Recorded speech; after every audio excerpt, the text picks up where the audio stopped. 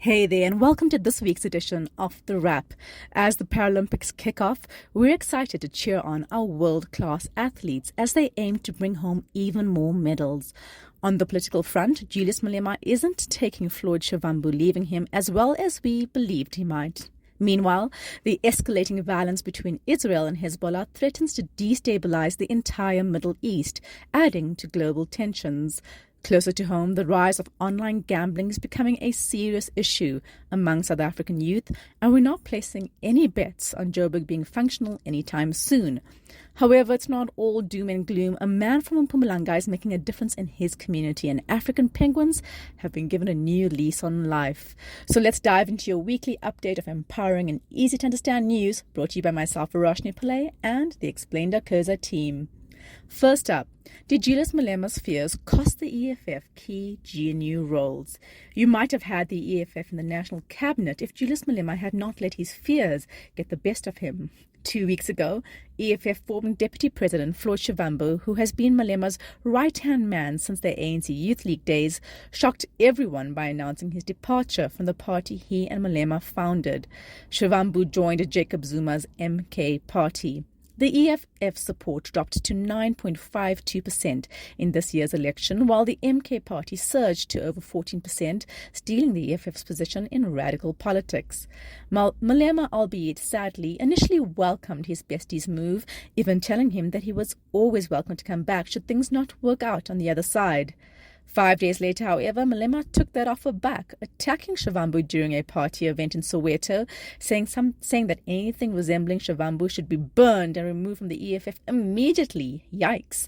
Shivambu did not take this lightly, accusing Malema of betraying the revolution.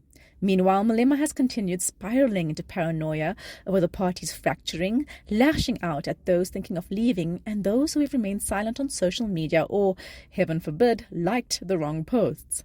Now, the City Press reported that Malema's fears of being replaced as EFF leader may have cost the party key roles in the post-election government of national unity, the GNU. Reportedly, a deal was on the table where Shivambu could have become Deputy Finance Minister and Mbuyiseni Ndlozi the Minister of Higher Education. But Malema rejected it, fearing it would empower them to challenge his leadership. We're taking this one with a pinch of salt. Those appointments could have sent the economy into a tailspin, which the ANC seemed keen to avoid when it was putting together the GNU. Still, the EFF's drama reminds us that in politics, today's comrade can easily become tomorrow's rival. Let's hope they hug it out soon. On to your big story. Now that load shedding is over, South Africa is pushing for a just energy future. We just hit a remarkable milestone, 150 days without load shedding. But as the lights stay on, the focus shifts from survival mode to talks of a brighter future, the Just Energy Transition, or JET. That was the hot topic at Monday's JET Municipal Conference in Midrand. As we've explained in our special report, JET refers to the world's push towards green energy in a way that is socially just. Think protecting vulnerable communities, jobs, and economies. It's important in developing countries like ours, which did not create the environmental crisis, but are experiencing the worst of its effects. The US alone, for instance, makes up 20% of the world's historical CO2 emissions. Now, President Cyril Ramaphosa opened the conference by emphasizing that municipalities are key to the transition. He said municipalities own and operate approximately half of South Africa's electricity distribution grid. He also highlighted the need for massive investment to upgrade municipal grids, introduce smart metering, and ensure access to affordable, clean electricity. The establishment of the JET Municipal Forum, announced at the conference, aims to coordinate these efforts at the local level. However, the road ahead is bumpy. Beke Stofile, president of the South African Local Government Association, SALGA, warned that the recently signed Electricity Regulation Amendment Act removed a significant portion of municipalities' electricity distribution functions. This was thanks to a clause smuggled in after the public participation process. Naughty. Municipalities rely heavily on electricity revenue to stay afloat, while municipal debt at 347 billion rand as of March 2024. Stofile's point is that municipalities are expected to spearhead the fight against climate change, yet they are losing access to the financial resources needed to carry out these policies. While the forum is a step in the right direction, South Africa could find itself back in the dark if we do not address the financial and logistical challenges at play. On to one heartwarming story. A Mpumalanga man turns 1.3 million rand into clean water for his village. You know those stories on I Blew It, where people get millions and then next thing you know, they're broke and we're all left shaking our heads? This is not one of those stories. Umlungisi Majazi Maseko is a 41-year-old from Mooiplaas village in Mpumalanga. Instead of blowing his road accident fund RAF payout on the latest fashion or fancy cars, Maseko decided to do something remarkable, bringing clean water to his community. Maseko used 1.3 million rand from his RAF payout to buy water tanks, pipes and everything needed to ensure his neighbours did not have to walk 5 kilometres just to get a bucket of water. For 15 years, over 100 households in his area have struggled to access water. Similar to the rest of Mzansi, Mpumalanga grapples with water scarcity. Recently, the Department of Water and Sanitation reported that the water levels in the dams in the province had dropped, being lower than the previous year. Whilst not at drought levels yet, the rate at which dams are losing water is a bit alarming. Maseko, who worked as a scaffolder, was in a car accident in 2018 that left him unable to work. After the crash, Maseko sustained himself and his family through small-scale farming. When he received his RAF payout, he dug a borehole to water the land he farms and decided to help his community get water. He said, "Seeing the community I grew up in suffering and old people carrying water buckets for 5 kilometers, I held a meeting with them and told them about the plan to draw water from the stream to their households. Now the folks in Mooiplaas can open a tap and get water in their yard, and there will no longer be long walks to the streams." The chief Albert Lutuli municipality, which should have been providing water for this community, has noticed too. They've recognized Maseko's efforts, proving that sometimes the best solutions come from within the community. Maseko didn't just avoid blowing his payout, he turned it into a lifetime investment in his community. And that's one story we can all raise a glass of clean water to. On to some international news. Tensions between Israel and Hezbollah escalated on Sunday morning when Israeli fighter jets launched an intense wave of airstrikes over southern Lebanon. This marked the most significant exchange between the two since Hamas's attack on Israel on the 7th of October. Around 100 Israeli jets targeted Hezbollah's positions, while Hezbollah retaliated by firing over 300 rockets and drones into northern Israel. Quick explainer. Although the Shia Islamist paramilitary group Hezbollah and the Sunni Palestinian nationalist group Hamas operate independently in Lebanon and Gaza respectively, they are closely linked in terms of fighting against Israeli occupation of Palestinian land. They're often described as Islamic extremist groups in Western media. Both are backed by Iran and have retaliated against Israel for attacks against the other. Hezbollah claims its latest assault was in retaliation for Israel's assassination of one of its top commanders, Fouad Shukr, in Beirut last month, Beirut, of course, being in Lebanon. On the other hand, Israel stated that it preemptively destroyed rocket sites Hezbollah planned to use for a large-scale attack on Israel. Both sides appeared to avoid significant civilian deaths. Meanwhile, negotiations for a ceasefire in Gaza are stalling. Disagreements over Israel's military presence in Gaza have created an impasse, while Israeli Prime Minister Benjamin Netanyahu is showing little urgency to resolve the conflict, likely due to domestic political pressures. The recent clashes between Israel and Hezbollah, though severe, have not yet spiraled into full-scale war. Although Iran has yet to retaliate for Israel's assassination of yet another Hamas leader in Tehran last month, the situation remains highly volatile. If the conflict were to widen, the US would likely try to prevent the Gaza conflict from spilling over into a broader regional war. In the event of a full-scale war, however, the US would remain Israel's strongest ally. The US could provide Israel with additional military aid, including weapons, ammunition, and intelligence, adding to those already being offered by the Biden administration. The stakes are high, not just for the region, but for the world. A broader conflict could disrupt global oil supplies and cause a humanitarian crisis. Diplomacy is hoped to prevail, and another devastating conflict in the Middle East can be avoided. In some good news, South Africa's new Environment Minister, the DA's Dion George, is making waves by seeking a settlement in the battle over fishing restrictions near African penguin colonies. This marks a sharp departure from the combative approach of his predecessor, Barbara Creecy. George, who took office last month, inherited a lawsuit filed by BirdLife South Africa and Sankob against Creasy. The conservation groups argue for expanded no-fishing zones around key penguin breeding areas, saying the current restrictions are biologically meaningless.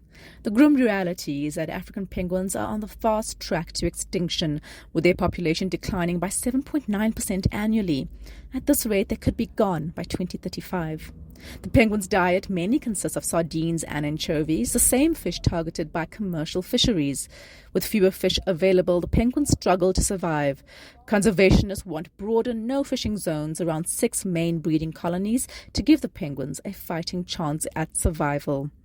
The dispute escalated when Creasy suggested that fishing bans around breeding colonies should only proceed with agreement from both conservationists and the fishing industry, an agreement that unsurprisingly never came.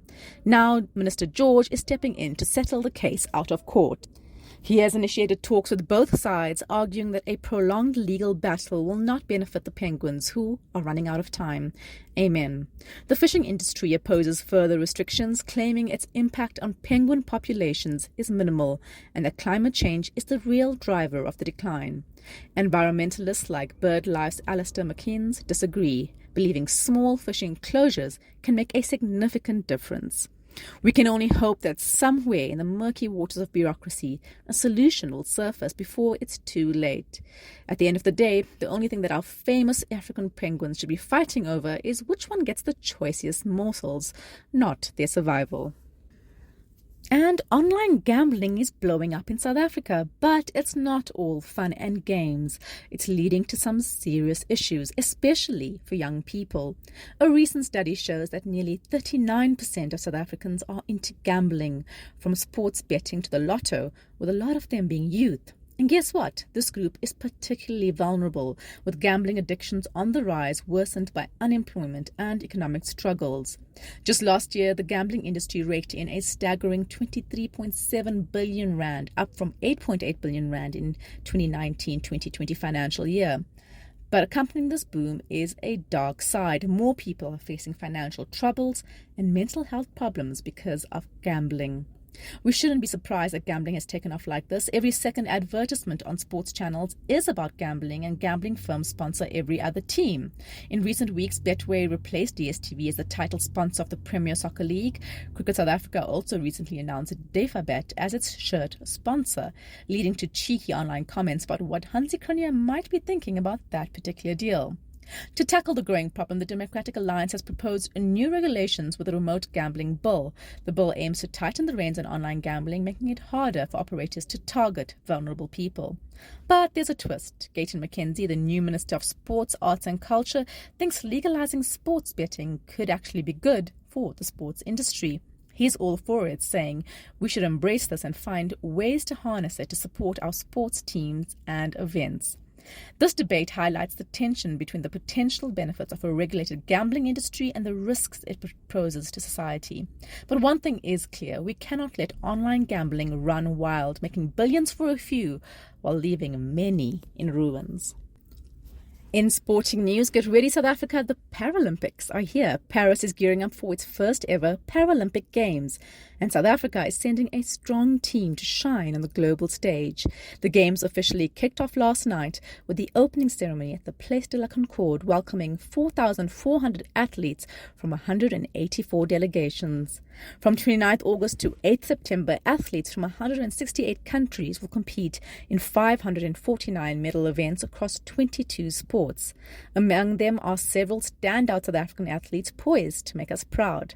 There is Christian Sadie, is one to watch in the swimming events, especially in the men's 50-meter freestyle and 100-meter backstroke. His recent performances have been impressive, and he's a strong contender for the podium. Mpumalanga, a flag bearer for Team South Africa, will compete in the men's T44 long jump and 100-meter sprints. His speed and skill make him a rising star on the international stage. Another flag bearer, Kat Swanepoel, will participate in multiple swimming events, including the S5 50-meter backstroke and 400-meter freestyle. Her technique and determination have her poised for success. Alani Ferreira, in her third Paralympics, will compete in events like the S12 400-meter freestyle. Despite her visual impairment, her experience makes her a formidable competitor. And finally, Danica Faneka, just 17, will make her Paralympic debut in the S13 category for swimmers with visual impairments, bringing youthful enthusiasm and promise. The Paris 2024 Paralympic Games are historic, with a record number of delegations and the highest number of female athletes ever. As Paris takes center stage, let's cheer on our South African Paralympians as they compete with passion and determination, representing not just themselves, but the spirit of a nation. Finally, fires and explosion. Joburg's disrepair. Johannesburg, once known as the City of Gold, is now in crisis. This past Sunday, a fire in Jeppestown, which claimed 4 lives and displaced over 200 people, underscored the housing crisis. The recent reinstatement of Dada Moreiro as mayor has shifted the focus back to stabilizing essential services like water, electricity and road maintenance. The city needs over 44 billion rand for infrastructure repairs. Years of political instability and frequent leadership changes have plagued Johannesburg with severe service delivery issues, including leaking pipes, hijacked buildings and frequent power cuts due to cable theft and vandalism. Authorities suspect illegal electricity connections caused Sunday's blaze in an abandoned building that was never meant for residential use. This incident comes less than a year after the Usindiso building fire, which killed 77 people. Mayor Moreiro has promised an investigation into this Jeppestown fire and efforts to end the occupation of such buildings, but we're not holding our breaths on that one. Meanwhile, the damage from last year's gas explosion on Lilingoi, formerly Bree Street, remains unrepaired, making traffic a nightmare in the area. Former Mayor Kabelo Gwamanda had promised the street would be fixed by December this year, but that seems unlikely now. The city terminated the contractor responsible for the repairs due to slow progress. As it turns out, the contractor is on trial for defrauding City Power of 94 million rand. Do these people not do background checks? The DA in Gauteng is demanding answers, calling for a comprehensive review of all projects involved in the company and accountability for those responsible for this financial mismanagement. While the DA has called for the dissolution of the Joburg Council, this is unlikely. For now, residents must wait for Moreiro's administration to take meaningful action or until the next local government election to make their voices heard. We're betting on the latter. That's it from all of us at The Wrap, an award-winning product of Explain.coza, simple news summaries for busy people. Remember to share the love, tell your friends to sign up. They can do so at Explain.coza/subscribe. Till next time, goodbye from me and the rest of the team.